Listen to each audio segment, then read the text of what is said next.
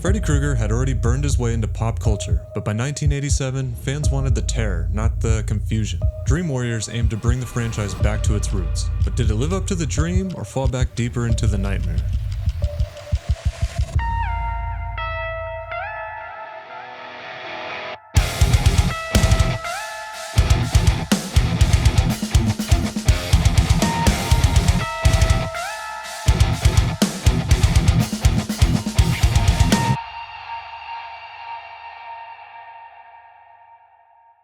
What's up everybody, I'm Trap, and I love talking about movies. Today, we're talking about A Nightmare on Elm Street 3, Dream Warriors. Released in 1987, Dream Warriors brought Wes Craven back as a co-writer under the direction of Chuck Russell. I'll go over some pros and cons as well as my own personal rating, all spoiler free here, but if you've seen the movie, stick around to the very end. I'm going to get into a spoiler chat where we can really have some fun. The story follows a group of teens in a psychiatric hospital, all having the same problem. Freddy Krueger keeps showing up in their dreams, and all the doctors think it's all in their heads. Thankfully, Nancy Thompson returns, this time working as a therapist, and sees that these kids are not crazy. Together, they realize they can harness dream powers to fight back against Freddy. But let's get right into it.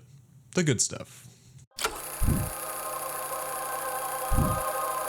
This movie is just 100% pure 80s horror, and it's nightmare at some of its most creative, in my opinion. The dream sequences are bigger, crazier, and a total playground for practical effects. Along with the return of Wes Craven, though a lot of his screenplay was rewritten, we also get the return of two primary characters from the first film, and it doesn't just feel like a fan service. They're tied into the story really well. Patricia Arquette shines as Kristen, and honestly the entire anti-Freddy Avengers ensemble we get are super fun. The idea of dream powers gives each of these characters a distinct identity, which is where I feel part 2 lacked a little bit. You may not remember the names, but you'll definitely remember the characters here. The tone hits a nice balance of scary enough to keep you interested, but self-aware enough to still be fun. Though I'm not a fan of the direction they took Freddy as a result of making him a bit more comical in this movie. This feels like, if it were to inevitably happen anyways, this is a perfect blend of menacing and comical.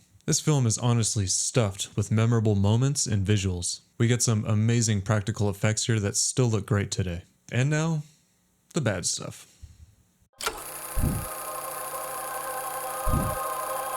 As just mentioned in the good stuff, it's also worth mentioning here that while Freddy's personality here is iconic, it's also the beginning of him turning into more of a one-liner stand-up comic than the murderer in your nightmares. It works here, but you can definitely smell the shift coming. There's some pretty cheesy dialogue and deliveries throughout this film that borderline come close to taking me out of the moment. It's nothing horrible by any means. It adds a certain charm that a lot of these 80s horror movies do, but worth mentioning. Now my next 2 points are opinions on things that don't necessarily pertain to the movie, just little gripes I have. But Patricia Arquette's scream.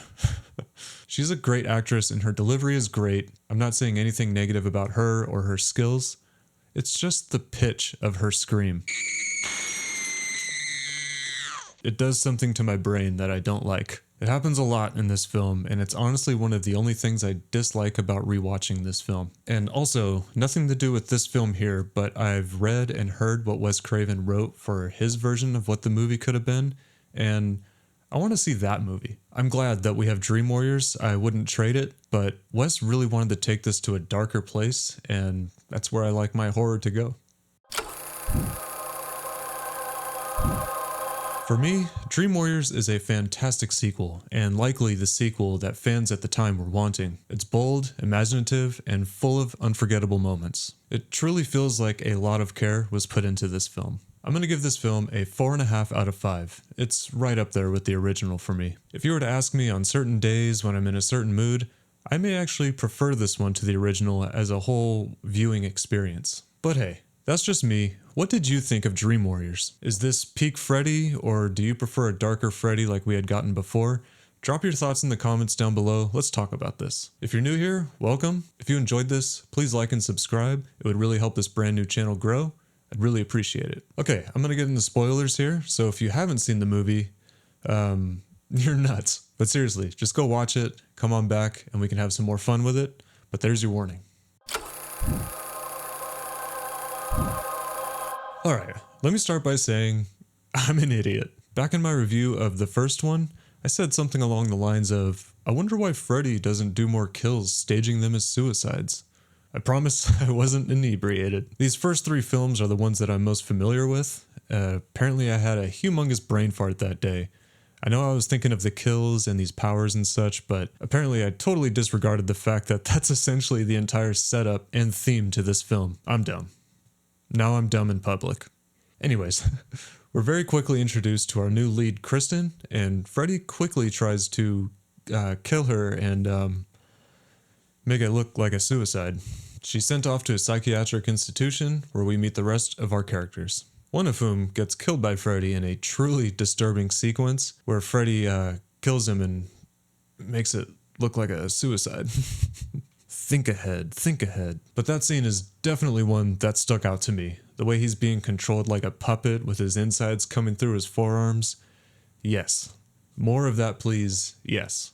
We get a young Larry Fishburne, and I love his character. He's there to do his job, and he does, but he still cares enough to be a good person to these patients. Wonder if he's dishing out red or blue pills in that place. And we get Nancy back. When reading the differences between what Wes wrote and what we ended up getting with this movie, this was one change that I'm on board with. I love the fact that she's gotten into this field of work and she's coming back as an experienced hero for our patients here. After the patients learn that she knows what they're going through and she's been through it before, the connection they build with her feels truly authentic and you're immediately rooting for this group of characters throughout the rest of the film. There's 2 big additions to this movie from previous ones that when I think about it honestly, outside of watching it in the moment, they're not really my favorite things, but I understand the reasoning behind why they went with these decisions, so it's not a negative thing for me, and it definitely is the reason the movie is so fun to watch. It's just a little on the ridiculous side. One is the ability Kristen has to pull other people into her dream. Super interesting idea, I'm not saying it's not. It's definitely needed for everything else in this movie to work, and the other are the powers, the dream powers that these characters get. Again, super cool idea, a bit goofy, but hey, dreams are dreams. Also, obviously necessary for the narrative. I think it's just the addition of both in one movie just kind of gives the movie slightly too much of a kid's fantasy film feel. I don't dislike them, and what they did with them is honestly cool, except maybe that wizard scene. Kristen's is a little bit ridiculous too, but just not necessarily ingredients for a scary movie, in my opinion. Though almost all of his lines are ridiculous and comedic,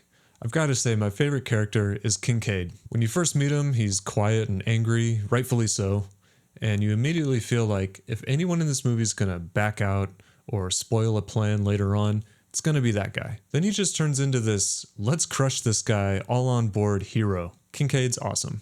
As I mentioned earlier, this movie is packed with awesome effects and memorable moments. The phallic Freddy snake scene is such an awesome moment in this film. I really wish there was more out there disturbing things like this going on in these films. I love the needle fingers moment, and even our stop motion skeleton fight is just awesome. It's funny, but it's awesome. The stop motion work is great. It's the combination of that and the real life actors in the same moment. Kind of shows the movie's age and budget, but still a very cool, memorable moment. Who said Freddy can't live in the real world? I enjoy the backstory we get from what we eventually learn to be Freddy's mom. Freddy's poor mom. Those moments, along with the actress's visuals and delivery, really always give off a really creepy feeling. We got Roper back too. Very cool to see that we get John Saxon back in again, and to see how his character has been affected by the events of the first film. His team up with Dr. Gordon to go find Freddy's remains is such a cool way to utilize his character too. If it was just his scene where he's drunk at the bar, it would have been a really big letdown. Nancy's death bums me out, but it's honestly one of the franchise's best moments. It's tragic, poetic, and it gives a real emotional closure to her character. Freddy's fake father trick is such a cruel thing to do, and it reminds us why he's so terrifying in the first place. And that ending shot, the little light coming back on in the top of that little model house, no jump scare, no screams, just that uneasy feeling of he's not really gone. Perfect. Overall, this movie brings the franchise back on its feet. It doesn't stand for very long, but you know. It's not as dark and creepy as the first two, but it really brings in more connection with your characters, improves on Freddy's dream abilities, and provides us with a timeless classic that is just an absolute blast to watch. This movie does not get old. Alright, that's all I got. Again, if you guys enjoyed this, please like and subscribe. And remember, if your nurse starts letting you undress her, you're dreaming, pal. See you guys next time.